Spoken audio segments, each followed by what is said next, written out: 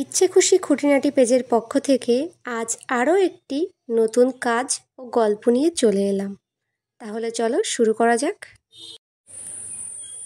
বন্ধু হওয়া উচিত আয়না এবং ছায়ার মতো, কারণ আয়না আমাদের কখনো মিথ্যা বলে না, আর ছায়া কখনো আমাদের সঙ্গ ছাড়ে না। ঠিক তেমনি একজন ভালো বন্ধু আয়নার মতো স্বচ্ছ হয়, যে সব সময় আমাকে সত্যিটাই বলবে, আমাকে খারাপ পথে যাওয়া থেকে আটকানোর জন্য আপ্রাণ চেষ্টা করবে। আমি কি মনে করব এক কথায় তোয়াক্কা না করে সে সমস্ত অপ্রীতিকর কথা বলতেও রাজি, যেটা বললে হয়তো আমার ভালো হবে। অনেক সময় হয়, ঘরে আলো না থাকলে কিছুটা সময়ের জন্য ছায়া আমাদের সঙ্গ ছেড়ে দেয়, কিন্তু আবার আলো ফিরে এলে সেই ছায়াই আমাদের সঙ্গী হয়ে যায়। ধন্যবাদ সকলকে। কাজটি ভালো লাগলে পেজটিকে লাইক, ফলো, শেয়ার করে সাপোর্ট করুন।